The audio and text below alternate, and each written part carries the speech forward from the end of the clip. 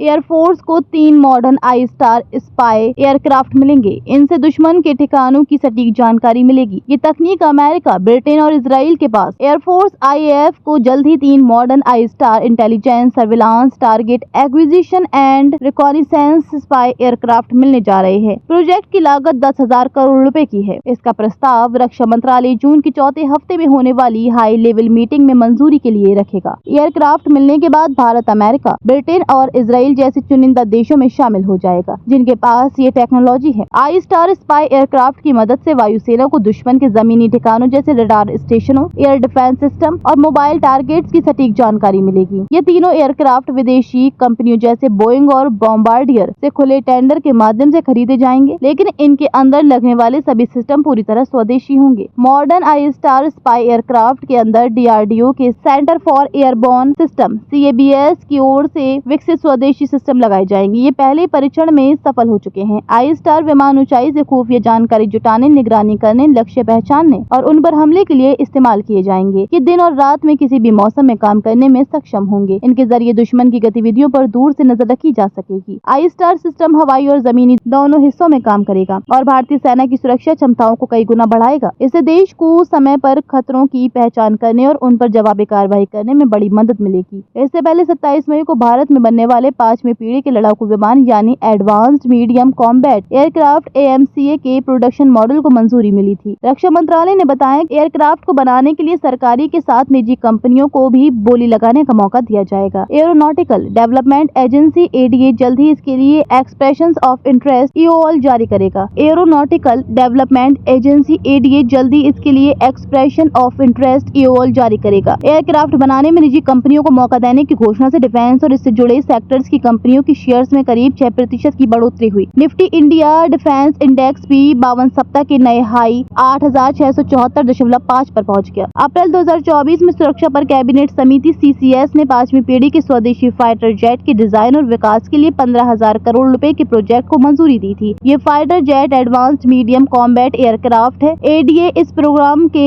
Execution और aircraft design करने के लिए नोडल एजेंसी है। ADA रक्षा अनुसंधान और विकास संगठन DRDO के तहत आता है। ये भारतीय वायुसेना के अन्य लड़ाकू विमानों से बेहतर होगा। दुश्मन के रडार से बचने के लिए हाईटेक स्टेल्थ टेक्नोलॉजी से लैस होगा। इंटरनेशनल लेवल पर इस्तेमाल हो रहे 5वीं पीढ़ी के अन्य स्टेल्थ लड़ाकू विमानों की जैसा या उससे भी बेहतर होगा। एडवांस्ड मीडियम कॉम्बैट एयरक्राफ्ट यानी AMCA देश में ही विकसित होने वाला दूसरा फाइटर एयरक्राफ्ट होगा। इससे पहले भारत में लाइट कॉम्बैट एयरक्राफ्ट LCA तेजस और उसके एडवांस्ड वर्जन तेजस मार्क 1 को तैयार किया जा चुका है। इसके और भी उन्नत संस्करण मार्क 1A पर काम चल रहा है। जानकारी के मुताबिक AMCA 2035 तक एयरफोर्स और नेवी में तैनाती के लिए उपलब्ध हो सकेगा। इस विमान के 50% कलपुर्जे यानी मशीनरी भारत में ही तैयार हुई है। इसमें इजराइल के ELM-2052 रडार को लगाया गया है। इससे ये एक साथ 10 लक्ष्यों को ट्रैक कर उन पर निशाना साधने में सक्षम है। बेहद कम जगह यानी 460 मीटर के रनवे पर टेक ऑफ करने की क्षमता है। ये fighter jet Sukhoi, Rafale, Mirage और मिग से हल्का है।